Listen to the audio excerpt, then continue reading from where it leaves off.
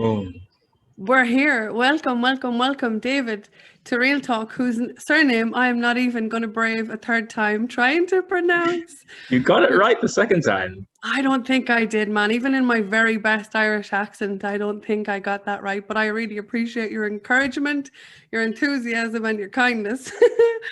I'm really, really pleased to get the opportunity to speak with you. I love your random messages into my Facebook Messenger inbox on your epic adventures. Where in the world are you right now? Well, I appreciate that. I just love sharing random stuff whenever it shows up. I'm pretty random these days. But speaking of random, right now I'm in Honduras, Central America. La Ceiba, Honduras, Central America. And how far away are you from home, wherever that was? From home, being Toronto, Canada, it's like it took me 21 hours to fly of like connecting flights. How did you end up in Honduras, dude? How did you end up there? Why? Why are you there? One day, I was looking on a map on my phone, and I was talking to one of my friends. Her name's Evie. She lives in Mexico, and she's also on like some kind of path to following your heart and being in your truth and stuff. And she's like living fully nomadic. We're having a conversation just about travel, and I was looking at the map on my phone, and I saw Central America. I saw a little patch, like a little patch of border where Honduras was, and something in my heart lit up. And I heard this kind of nudge, this kind of message saying, look over there, zoom into Honduras. So I zoomed into it, and I saw a town called La Ceiba. You're going there. I'm like, I don't know this place. You're going there. And so I went and looked on like, Canadian travel agency. Is it safe to travel? Blah, blah, blah, blah, blah, blah. It says it's not safe to go there. And so my heart says, forget about that. You'll be fine. You'll be fine. Just go there anyway. And so the moment I made the choice to, suddenly something cool began happening in my body while I was on the phone to my friend Evie in Mexico. It was like I felt my creative energy, my sexual creative energy, began to move upwards into my heart and start channeling. It was like drawing from the source into my heart, and I felt it beaming outwards into, and it was like something was using my energy to build a new timeline. Like it was like I felt my whole life being shifted towards Honduras slowly. And initially, it was unusual. I was like, "What's happening? What's happening?" Something me just said, "Just trust it. Just trust it." And Evie on the phone to me says, "Just trust where you're being guided. You're building a new timeline now." And suddenly, boom, I'm going to Honduras. I don't know why. Then Evie, she channeled something. She says, "Oh, you have a past life there. You left something behind there. You have to go get it back." Apparently I used to be there. So like that's how she saw it. I'm like, okay, this definitely aligns. I'm gonna take the risk and just go for it.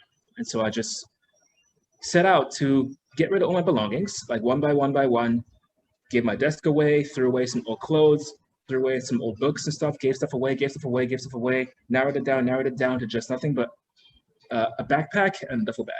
And that's all I carry with me now. That's all I got. Wow. That's some courage in motion. And how long have you been there? Since early December, like a month and a half. Yeah. Wow. And so on your travels there, did you find what you were looking for? Is that possibly you? I'm finding it. Yeah. It's like like when I first got here, it was the moment I landed down, something in me said, there's heart here. There's a lot of heart and love in this place. And as I was walking out of the airport, off the plane, like when you walk off and you see like those signs saying welcome, bienvenido, whatever, for the tourists. One of the words was corazon. Corazon means heart in Spanish. And so like it's like a tenemos corazon. We have heart. That's what it said. I think it said. And I've been working on my Spanish a lot. It's really fun. And just like set out. I didn't have a plan. Something he just says, you go into this town first. I went to a mountain town first, sat there for like a week and a half, did zero pointing for a bit. Honestly, I'm just kind of glazing over right now. There's a lot that happened in between. I love it. Come here. It takes like I'm loving this. I mean, I can feel how I couldn't imagine doing it. I mean, I have a very settled world here, but to be able to do that, Fair play to you. It's some adventure. What I was going to ask you is, I mean, I've heard you literally depict what surrender means. So what is surrender to you? Surrender to me, what I've been discovering is the transition from using your mind to try and figure stuff out and plan what's next and control your surroundings, control your feelings and your behaviors, and like just kind of like make it happen, right? Rather than looking to some kind of event in the future, it's learning to just let go, stop thinking, and learn to tune into this right here and hear the messages it's telling you.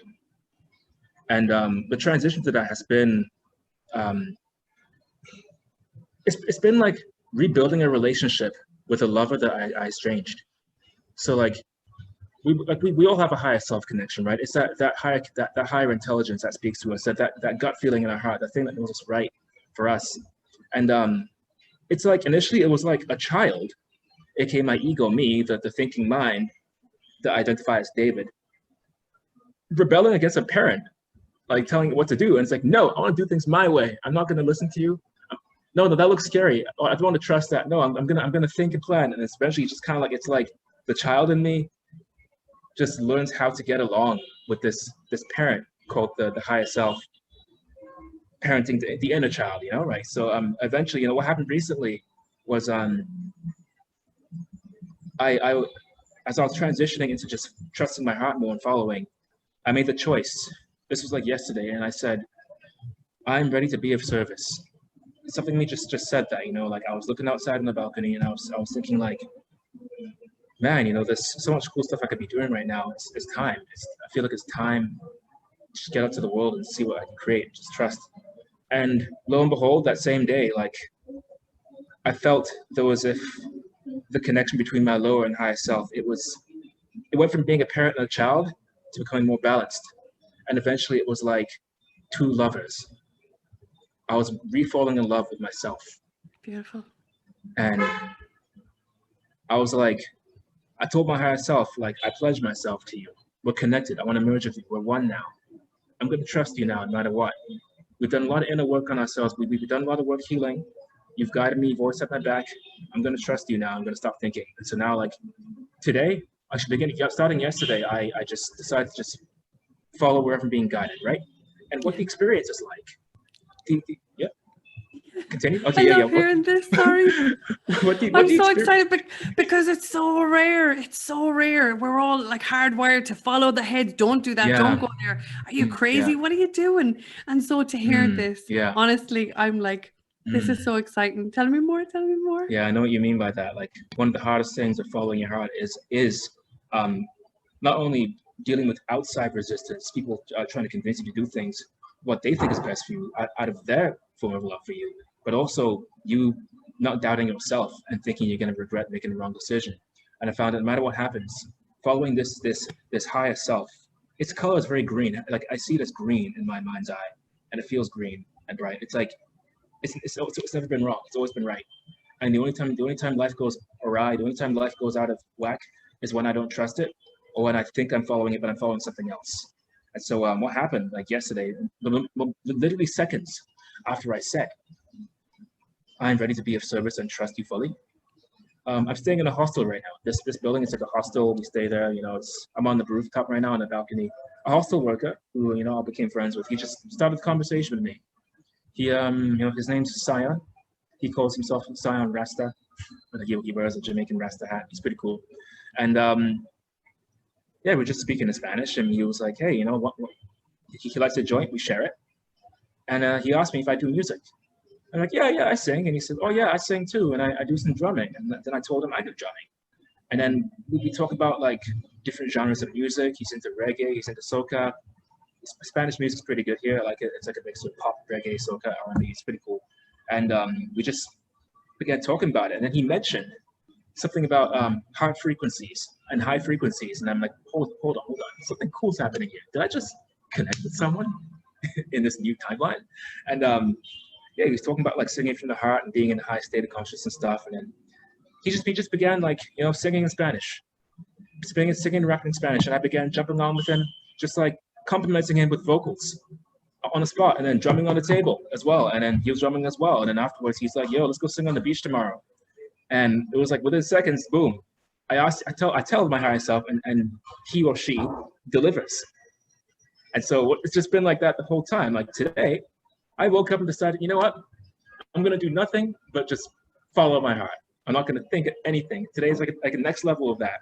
And so what happened was I woke up. I was told to grab your backpack, find a pair of shoes in your bag. It's this pair of hiking boots, really heavy boots, really weighing you down. You don't need these anymore.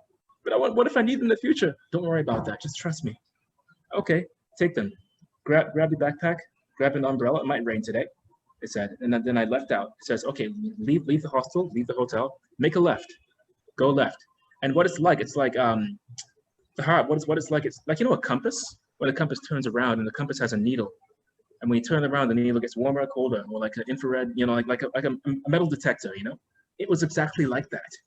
It was like whenever I turned in the wrong direction, it would get like a little bit red. There'll be like a red pulsation, or it'll be darker. Then when I turn around to the right direction, boom, suddenly green, bright. Go here, and it's a little nudge in that direction. It's very visceral. It's a very visceral voice. It sounds like you speaking to you, but it sounds like an infinitely intelligent you from the future that's done it all. It's like you speaking to yourself. It's like, whoa, okay, so I just followed it. I made a left, walked down the street, kept walking, stopped by a store. It said, make a left into this random store. Why? Just go in.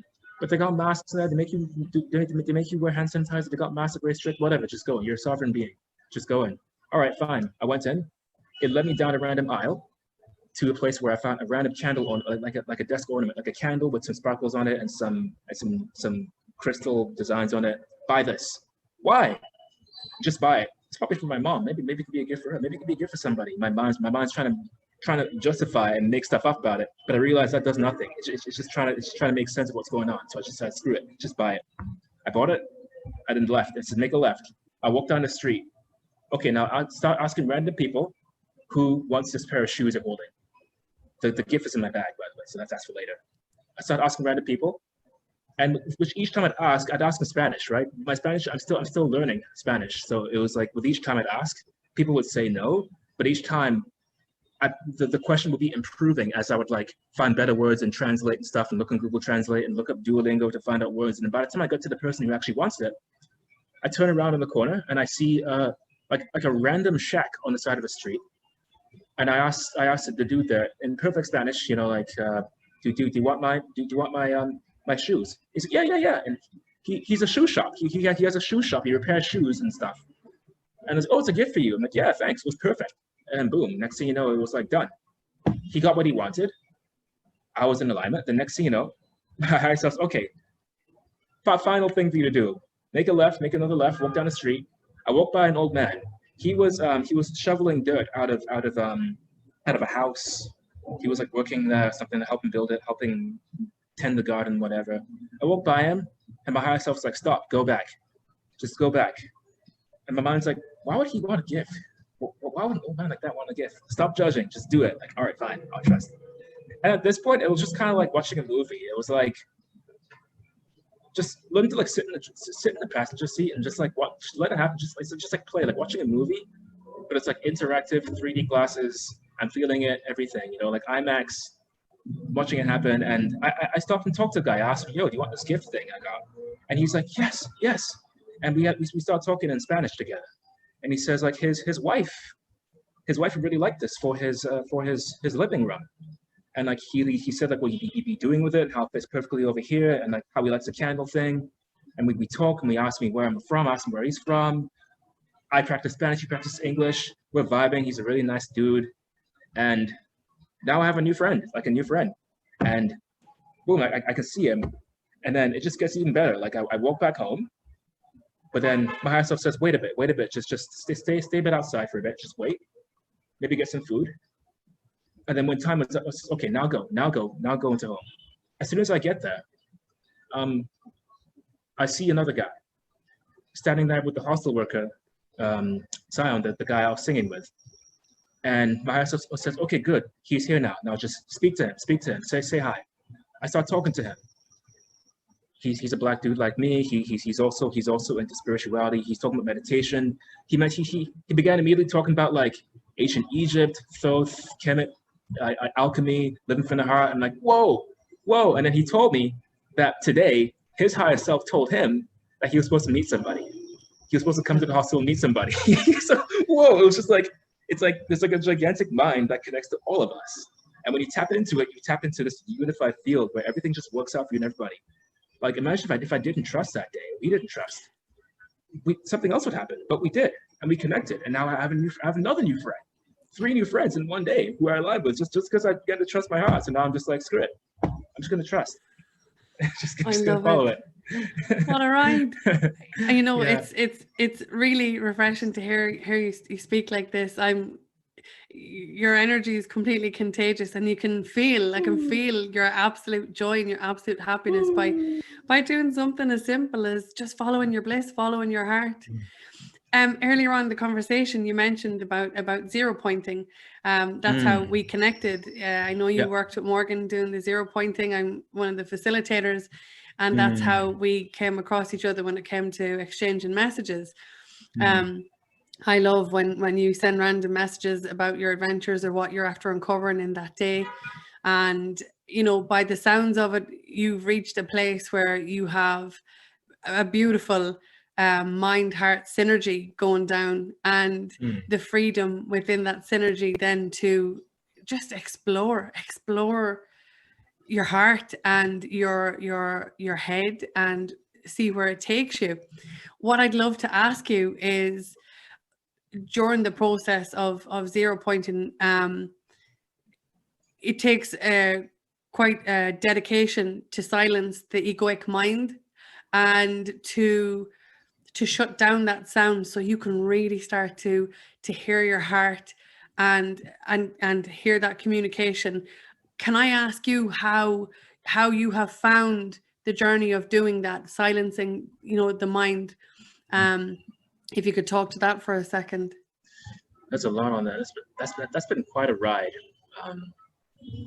So yeah, just for like those in the crowd who don't know what zero pointing is, it's like a tool that lets you decondition everything that you are not, leaving behind everything that you are at the level of mind, at the level of emotions, all emotions that are holding you back, all traumas, even stuff stuck in your DNA, like even like toxins in your body. And all you do is that you use your voice and command it to be gone by finding everything and just commanding it manually to be gone, like a lawnmower over your entire being. And what that's been like is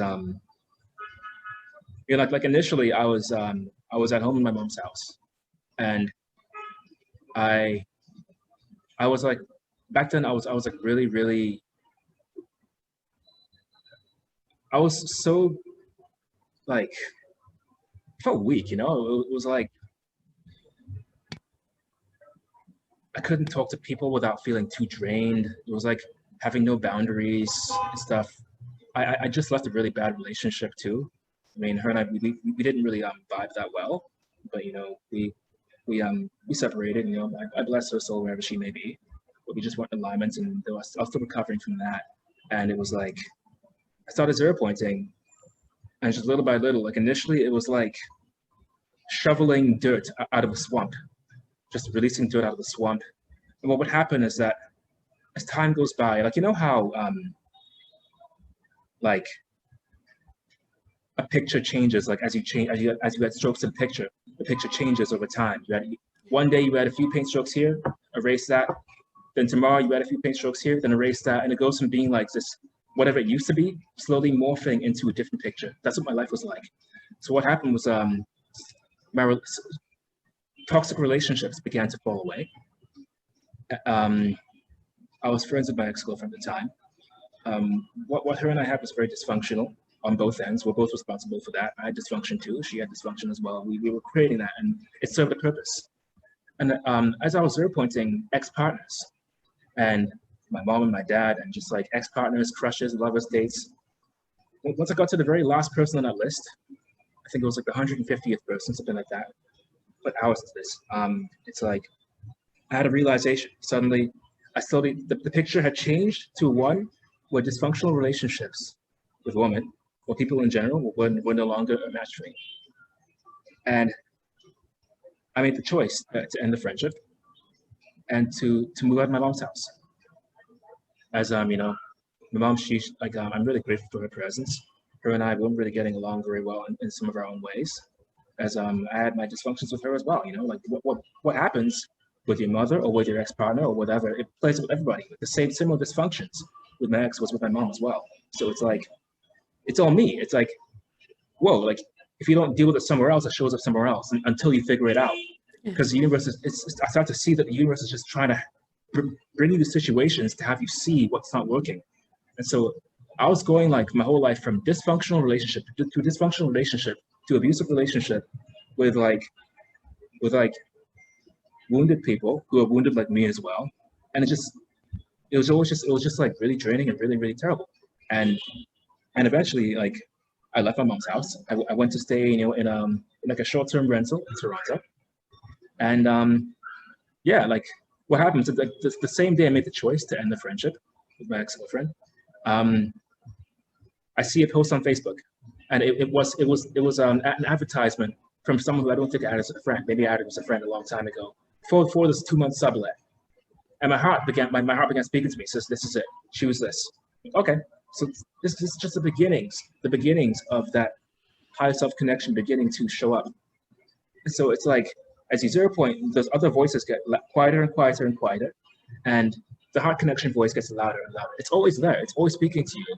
It's just now it's louder and it's bigger. It takes up more space and it's easier to follow because there are less triggers to, like, you know, take you off of it or make you afraid. So it just gets like, it's like, you know, water moving through a tube of dirt. Eventually the water gets more and the dirt around it gets less.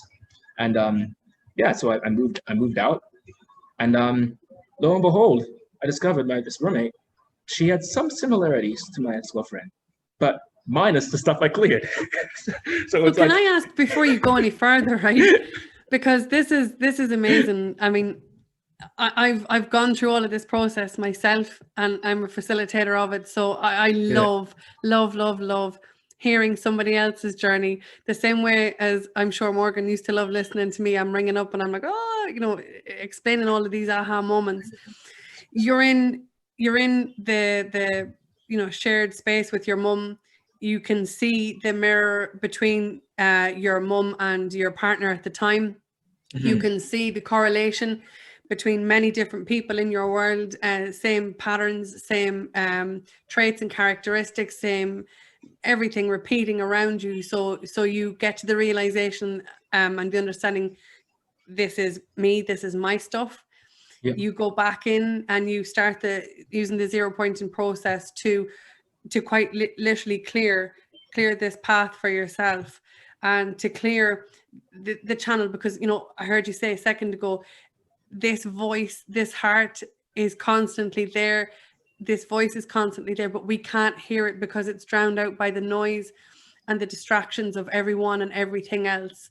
And so you get to the point where you clear this, clear the relationships, make the decision to make the move for yourself to you know, really move forward. And it's at that point that you realize that once you're in the new space, you can look back at the old and see what you've just cleared. And so to go back to what you said, when you're in the new position, about to create the new timeline, you can also begin to see the similarities of the old paradigm, your old world, your old timeline, and the new. And it's almost like they're side by side, like we are on the screens right now, and you're in a unique position to be able to view both at the same time. It's very trippy, very cool shit, and I love it, and I love hearing you talk to it. Yeah, so there is that. It is like looking at two pictures in a way, but because the pictures change so much and my consciousness has also changed so much, it's almost like some parts of the old picture I can't really remember anymore. The feeling, what it's like, because it's just like it's so far away from me now that it's like, I remember that I used to have dysfunction. I remember I used to be depressed. I remember I used to be easily triggered by everything.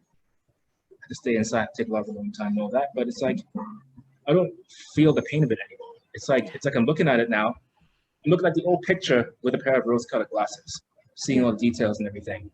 But yeah, to continue what you said about what happened next, I moved into the new place, and with this new roommate of mine, her and I got along better. But we had some dysfunctions remaining, and it was exactly everything except what I cleared. Like it was like I just knew somehow something me said I created her. I created this roommate for a reason. I created you perfectly to learn lessons, and it wasn't that great, but it was an improvement from where I was before my ex-girlfriend or the experience of like living at home, right?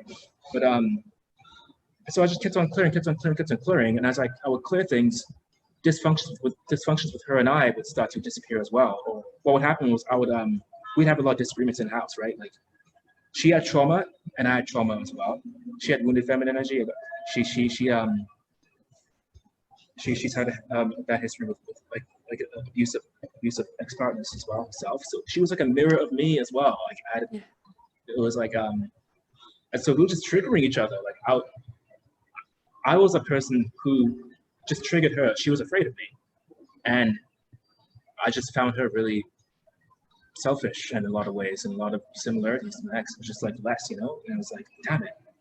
Okay, well let's just deal with this. And so as I cleared more and more things, like I would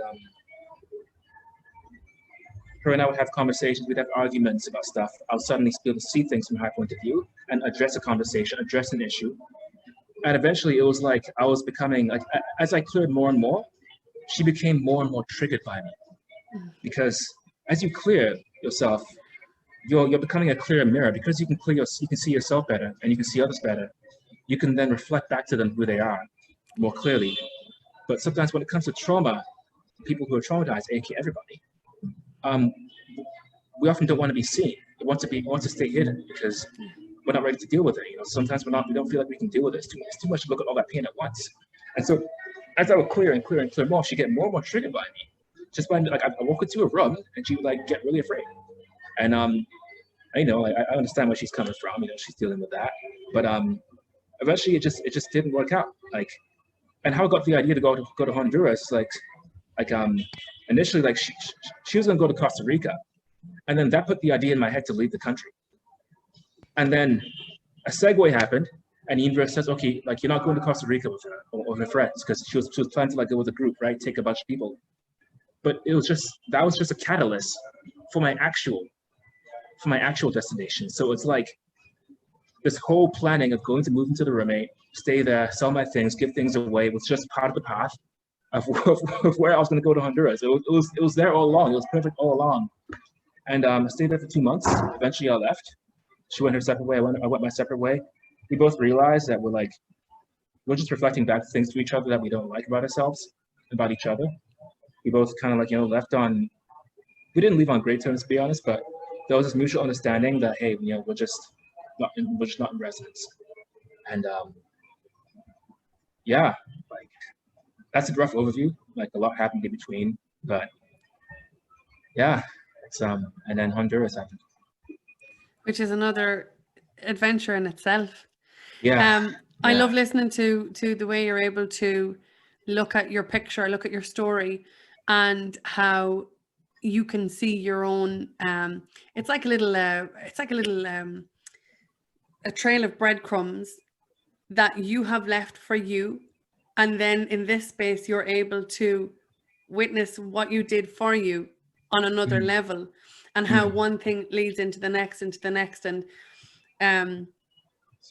I've experienced it in my own world myself, and it never ever ceases to amaze me just how perfectly we set this up for ourselves without even realizing that that's exactly what we're doing. So you go to Honduras and you get to meet yourself on a whole other level, because from the contact I've had with you, it's like every time I get like a little update, or you're asking a question, or we're just bouncing an idea or a concept off each other. I can witness you going deeper and deeper and deeper within, getting to know yourself better, and from that space, then your growth becomes very rapid. Would you agree? It's like you almost are fast tracking yourself through your own story of the past, through your own traumas, through your own triggers, because triggers is a huge part of when we do this process, being able to identify them, pinpoint them, and then 0 point them, where they don't have the same hold. And I'm just wondering, in your experience of doing the process, have you or were you able to feel the energetic shift, the shift within your body, the second that you'd know something, an old program, didn't have that hold over you anymore? Can you feel it? Yep. Literally, as I'm saying the invocation out loud, I feel it collapsing. And as I'm going down a list of a person or an idea or something or behavior, when I'm done, I'm looking at it and it's like not there anymore. Yeah. And it's like a piece of myself comes back, a piece of myself comes back, a piece of myself comes back. You know, I did a list on sexuality, and what happened was for a few days I couldn't feel any lust whatsoever, and I was like, what's going on, what's going on, what's going on, what's going on? But then something else in me says, like, you're being taken down a different path right now. Just trust where you're going. And it was tough for my ego to let go of, because it was like, as a man or as a human being, like, our entire identity has been formed around procreation, being the alpha, or being attractive, or being successful at life. You know, go to school, get a job, get your education, find a perfect wife. Like, that's all programmed, right? That's all programming from society about how to be. It's not really us. And so for a second, like, that fell away, and it was like that was the first time I had like a really gigantic shift all at once, because it was like my whole reality, it was just gone. I'm like, what do I chase now? Because I realized that the whole time I was just a man chasing that, just like as if it would make me happy, right? Like every other man, right? And then I'm like, what do I do now? And it's like, well, you can just follow your heart. Maybe you could be of service. I don't know. Maybe there's something else. I know Morgan, she mentioned like what it's like. She being fully zero-pointed, how she mentioned when you clear your sexual programs, you could tap into a higher dimension of sexuality, where you could merge your souls with other people and stuff, and experience downloads and experience something even greater, like infinite bliss. And I became interested in that more and more. And eventually, you know, my ego was just like, all right, you know, it was a tough battle. It was trying to hold on to sex. It was like saying, like, I need this, or I need this. Or over time, it's just like, now it's like, I don't really feel like it that much anymore, but it's still transitioning, you know. I'm just gonna let it. I'm just gonna see where it takes me. Yeah. And I give up trying to predict what it's gonna look like in the future. Yeah. Isn't it amazing how programming quite literally runs us so deeply that we don't even recognize it as a program? You're talking about the roles of the man, the roles of a woman. Similarly, you know, grow up, get your education, your good job, get married, have kids, have the family, you know, do all of these things. And then the societal judgment of you or your picture if it's not the way it's supposed to be. If you're not married, again, you're like in your mid-20s, you don't have your house, in your mid-30s, whatever it might look like. And then the attachment that we have, our thoughts, our emotions, our beliefs, how they fuel our own programming, fuels the outside story even more, and amplifies and can solidify it for people who aren't even aware just how deep the programs go.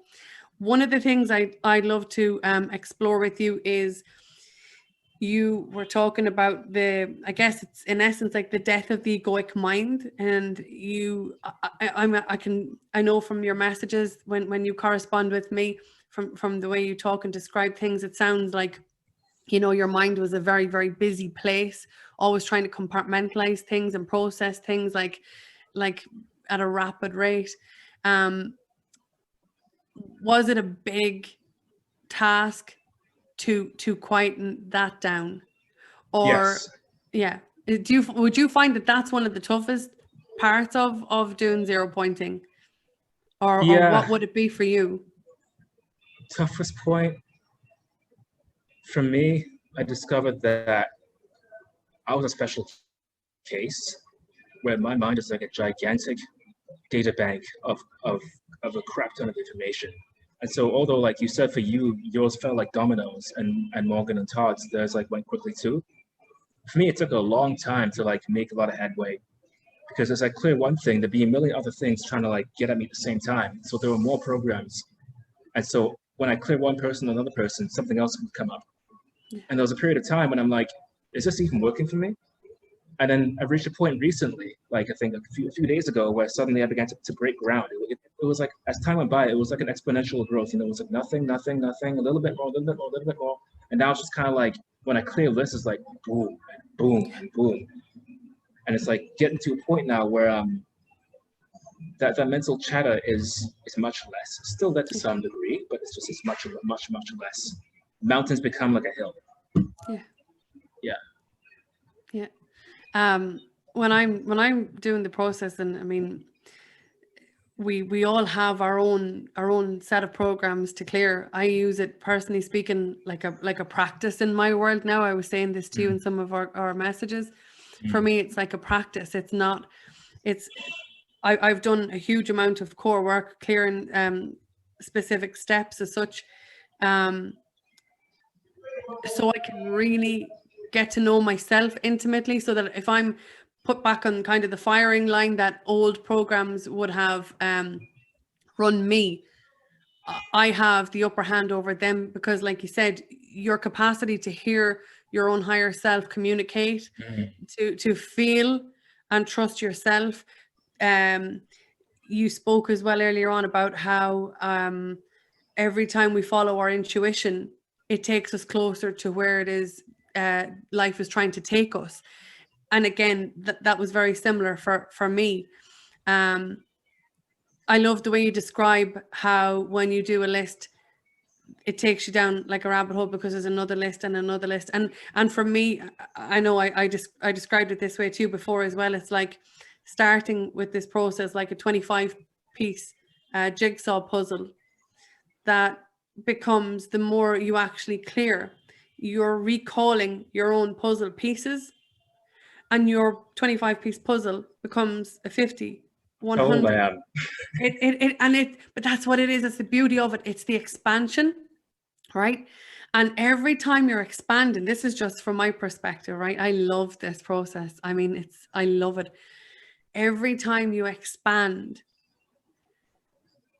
it's like you're calling these aspects of your true self back in. And it's the most beautiful experience. I know you spoke about, the sexuality topic there a couple of minutes ago. For me, as I recall those pieces, what I ended up doing for me, and I really feel like one of my journeys in this lifetime, was to rediscover what connection really means. Connection with myself, connection with others, true connection, not temporary connection, not fluid one. And the more I did the process, the more I cleared, the more of these aspects of myself, I was calling them home, the more I would reforge this connection with myself that I never had before. I would look to you for it, or this or that. I always look outside of myself, always feeling like a shortfall or something missing. And so when I started to do this process and calling these aspects of myself home, my truth, my feelings, like my unfiltered thoughts, my unfiltered beliefs or programs, the connection I formed with myself became more and more and more. And for me, this is just me speaking of my own experience. The capacity to reach a euphoric high that I would get from someone or something else became like a very natural process. It's life-changing. It's absolutely life-changing. And I mean, you're the evidence of it right now. You're living your best life, because I can't imagine anybody would be able to shut down the judgments or the thoughts in their head to make such a mammoth decision like the decision you made to follow your heart to where you are right now, where we're having this conversation, without doing that work. And it's it's changing your life in real time, moment by moment. You just shared the story earlier on of that was just today. That was just today. And I know there's been many other stories and experiences that you've had. Is there anything that you would say to anybody who is in the place that you were, say prior to making the decision to explore the world of zero pointing? Is there anything that you would say to anybody who's in that place that you were, and they feel like they don't know where to start, they don't know where to begin? What's coming through right now is whoever you think you are right now, and wherever you think your life is taking you, that's not who you are. You are so much greater than that.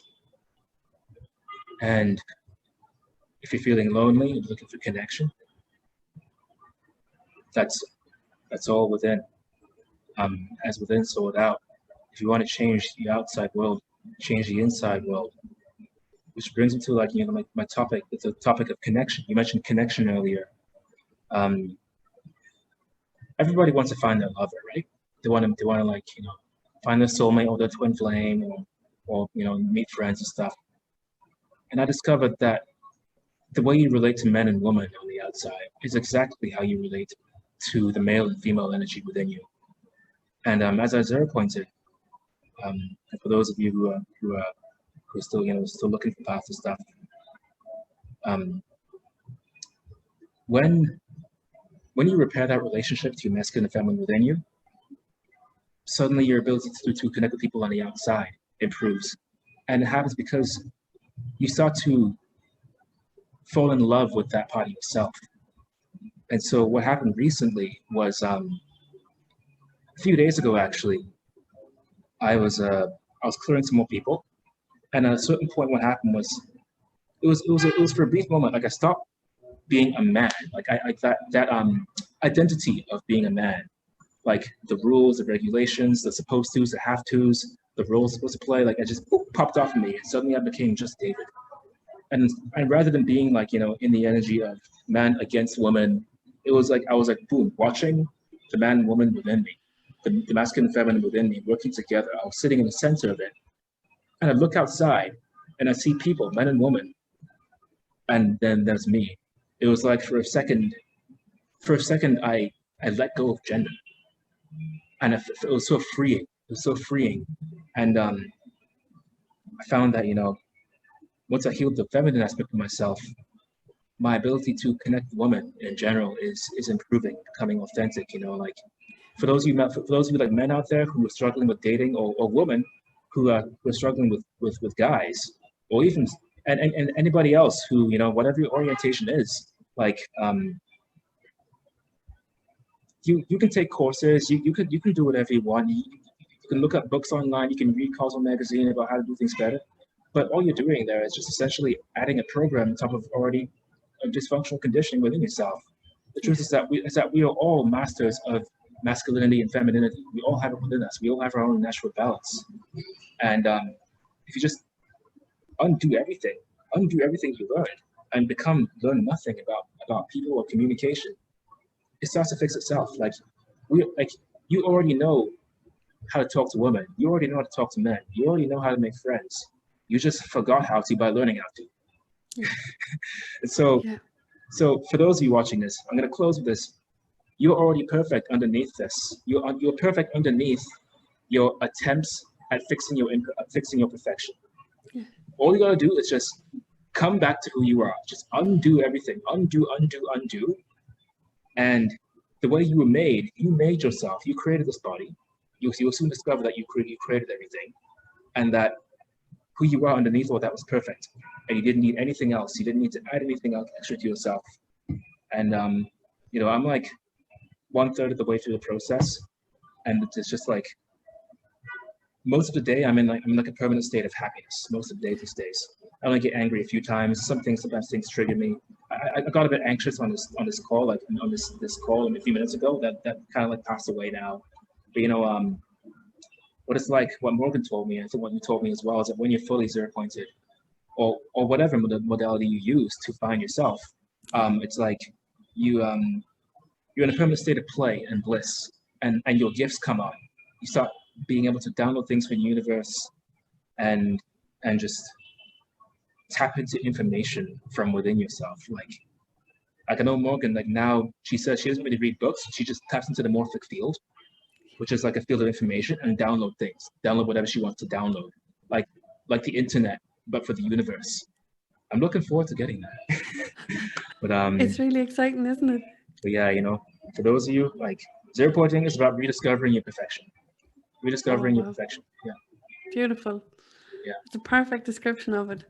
It's amazing listening to you speaking about it. You're so passionate about it. And it's epic to meet somebody who's as passionate as I am. And you can articulate it so beautifully. So beautifully. I know recently in some of the conversations that we had, I loved the analogy that you used about the car. You remember the car? You were talking about how when we shed all of these layers of ourselves to find our true self, it's like finding and discovering like the most perfect car with the most beautiful upholstery and inside being perfect, outside being shiny and everything. And then, you know, what a lot of us do is kind of leave the car parked up in a nice, safe garage where we're not embodying what we've learned. We're not stepping into it. What I'm witnessing you do on your Facebook page and even via this conversation is you're driving the shit out of that car. So you are. I'd like to add something to the car analogy too. Yes, please. To add to that, it's like we come to life with a car that's shiny, fully new from the front of factory, and then like either through, you know, immediate conditioning from our upbringing, tires get slashed, the windows get tinted, the engine gets crusty, and just like suddenly like you're driving through life and you think, oh, my Ferrari is a shitty banger, and zero pointing is just about like you think you have to try and, you know, add things to the car. You're like, okay, I need to go get it repaired. I have to go and get new tires. I have to go and change the paint. And it just like it becomes something that my brother he's really good with cars. He works with cars. He calls it a rice mobile. It's like someone just tried to add stuff to a car that's already battered. But but what zero pointing does is like, okay, reverse. Let's just fix the tires, fix the window, and return it back to the original Ferrari. Yeah. But I'm not a Ferrari. I'm a broken down car. No, you are a Ferrari. Trust me. But I'm not a Ferrari. You are. And then you realize that the car you had all along was perfect before you went and messed it up. Yeah. And try to change it. Yeah. And now you get to drive it. Yes, you get to drive it wherever you want to, and you know, you stop when you want, you go when you want, you add stuff to it if you want, and then the stuff that you decide actually don't really like this, you get to change, you get to leave it behind again. It's perfect. I use the analogy of buying like a brand new mobile phone, and it comes with specific things to operate the device, to make the call, store the numbers, connect to the internet, send a text message, and take pictures. And I would describe it like, again, over the use of the device, the battery life diminishes. We plug it in and out every single day. The battery life starts to diminish. The storage space starts to get taken up with music or pictures or information. You go to take the picture of your life and a message pops up on the phone. Sorry, full of storage. You need to delete some pictures. And again, what we do is we, especially with the smartphones, start to download apps that we think we need, that we think will serve us, and that we think we'll feel better using them. And all of a sudden, the device itself is to the max. There's no storage. It's slow. It's stagnant. You can't, like I said, can't take a picture without having to delete something else. And it's not operating optimally at all. When we do a lot of the work, this is just my perspective. When I did a lot of the work that I did on myself, it felt like the equivalent of trying to delete an app off the device. And for a time being, it looked good and it ran a little bit better. But what I didn't understand was I needed to uninstall the app from the device for it to be completely removed from it, so that I could create space within the device that stopped the battery life being drained by something that I wasn't even aware was running, and create space so that I could actually, in essence, install new apps that would actually serve me and not deplete me. And that's an analogy I love using, because it's who doesn't have a smartphone in this day and age, and who doesn't depend on them to operate, you know, to the max. But between the phone and the car, I think we've put across a pretty good picture of just how easy it is for us to become swamped with programs if we're not aware that that's indeed what they are. And I think to anybody, say, who's watching this and are like, well, what are they talking about? What is a program? For me, a program is your thoughts, your beliefs, your feelings, your emotions, your experiences that are distorted, that are almost like contaminated or And your habits. Yeah, your habits. And there are things that a lot of the time for me weren't mine. They were picked up, they were learned, they were almost like imprinted, and so deep seated that I just accepted them as my own flaws. Like it has to be me. I'm a mess. I can't get shit right. I fail at this. I can't do this successfully. And what I would then do was fuel my own distortions with even more zero compassion, amplified judgment, huge attachment to my story and my history. And all of a sudden it's like being in quicksand and you're in it and you're stuck and it's like you can't come undone, and then all of a sudden it feels like you're sinking, and then you just have I hate that for a lot of people. It gets to the point where they just have their head above water and then they go, shit, I got to do something because I'm about to drown. You know what I'm talking about. You've been there. You've been at that point where you're like, something has got to change, but I just don't know what, and I don't know how, and I don't know why. And when I found this process, everything that I did before this, it was like it just it's not that it invalidated everything I did before this. It was so much more. For me, it was lasting, and it was me understanding myself more and more and more, so that I can build on that foundation, as opposed to the foundation of something that was put into my field by someone else, something else, through no fault of anybody else. Like when you're doing your lists, you're literally, you're doing your list on your people, for example, but you're witnessing yourself. You're seeing yourself. You're seeing these distortions. Yep. You're seeing all of these things that you have judged this shit out of yourself for your entire life, not even knowing that that's what was active and running in you. So yeah, for me, it's a game changer for sure.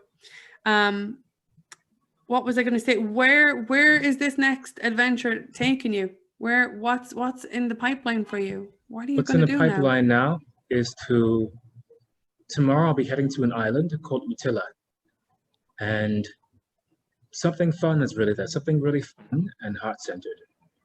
And yesterday, I also met two of new friends, two ladies who actually on their way to the same island, staying at the same Airbnb hostel that I rented.